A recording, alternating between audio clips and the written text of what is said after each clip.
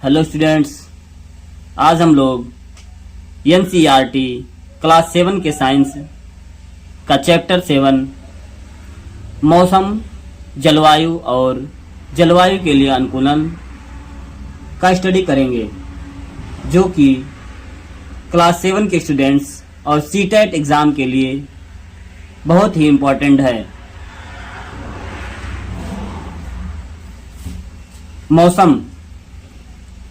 मौसम नमी, तापमान, हवा की गति आदि जैसे कारकों से प्रभावित स्थान पर वातावरण की दिन प्रतिदिन की स्थिति है। मौसम क्या है? मौसम नमी, तापमान, हवा की गति आदि कारकों को जो प्रभावित करते हैं अपने इस वातावरण में दिन प्रतिदिन, उसी की स्थिति को क्या कहते हैं? मौसम कहते हैं। आर्द्रता यानी नमी। आर्द्रता वायुमंडल में मौजूद जलवाष्प की मात्रा है। आर्द्रता क्या है? वायुमंडल में मौजूद जलवाष्प, वाटर वेपर की मात्रा है और इसे एक हाइग्रोमीटर द्वारा मापी जाती है।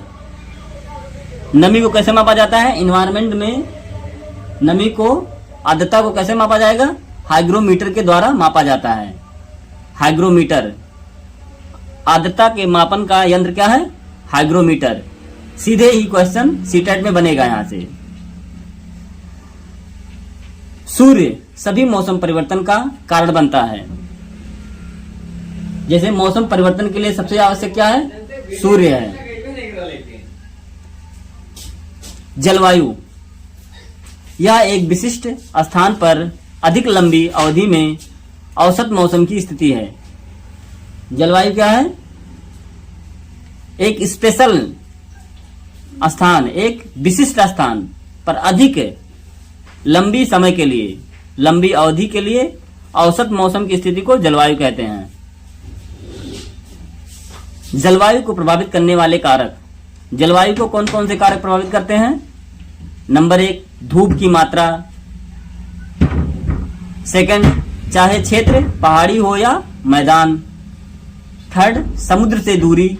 ये सब जल को प्रभावित करने वाले कारक हैं। फोर्थ, समुद्र की ओर से प्रचलित हवाओं की दिशा तटीय क्षेत्रों में वर्षा और अंतर्देशीय क्षेत्रों में शुष्क मौसम लाती है। समुद्र की ओर प्रचलित हवा क्या करती है? तटीय क्षेत्रों में वर्षा लाती है और अंतर्देशीय क्षेत्रों में शुष्क मौसम लाती है। फिफ्थ, महासागरीय धाराएं। सिक्स्थ, भूमध्य रेखा से दूरी। ये सब जलवायु को प्रभावित करने वाले कारक हैं। जलवायु के लिए अनुकूलन, वे विशेषताएं और आदतें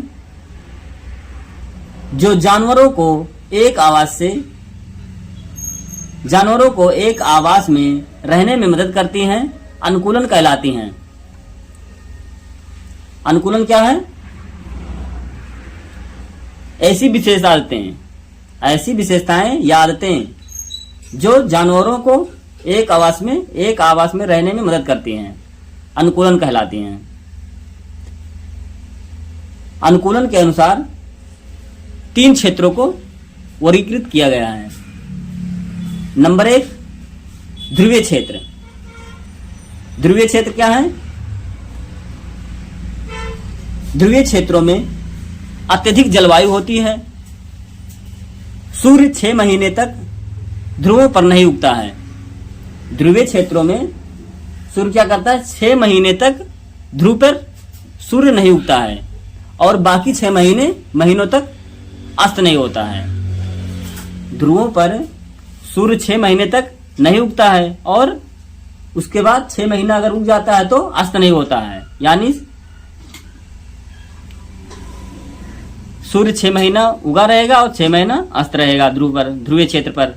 सेकंड, उष्ण कटिबंधीय वर्षा वन। गर्म ग्रीष्मकाल और भरपूर वर्षा होती है।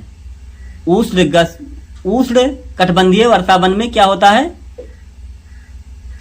यहाँ पर गर्म ग्रीष्मकाल और भरपूर वर्षा होती है। यहाँ पे वर्षा बहुत ज्यादा होता है। साल भर में दिन और रात की लंबाई लगभग बराबर होती है। यहाँ पर जितना दिन होगा रात, दिन और रात की का समय लगभग बराबर ही होता है। थर्ड, मरुस्थल। मरुस्थल का अनुकूलन कैसा होता है?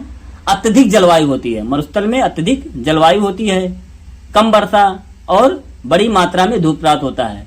मरुस्थलीय क्षेत्र में तेज धूप होता है और बारिश कम होता है। प्रवास, माइग्रेशन जिसे कहा जाता है। प्रवास नंबर 1, यह ठंड से बचने, प्रजनन के लिए या भोजन की कमी के कारण ठंडे स्थानों से गर्म स्थानों में जानवरों, ज्यादातर पक्षियों की सामूहिक आवाजाही है। माइग्रेशन क्या है? एक स्थान से दूसरे स्थान पर भोजन की तलाश में, प्रजनन के लिए या किसी भी कारण से जानवर जो जाते हैं उसे माइग्रेट कहा जाता है। जैसे पक्षी ठंड से बचने के लिए, प्रजनन के लिए और भोजन की कमी के कारण ठंडे स्थानों से गर्म क्षेत्रों की ओर जाते हैं। ज्यादातर पक्षियों की सामूहिक आवाजाही है। पक्षी दिन में सूर्य और रात में तारे द्वारा निर्देशित होते हैं। पक्षी जो आकाश में उड़ते हैं तो कैसे उनका दिशा निर्देशन होता है? दिन में सूर्य के द्वारा और रात्रि में तारों के द्वारा निर्देशित होते हैं। उदाहरण, साइबेरियन क्रेन हर साल साइबेरिया से भारत आती है। ये क्या है? ये प्रवासी पक्षी हैं जो हर साल साइबेरियन क्रेन साइबेरिया से भारत में आते हैं।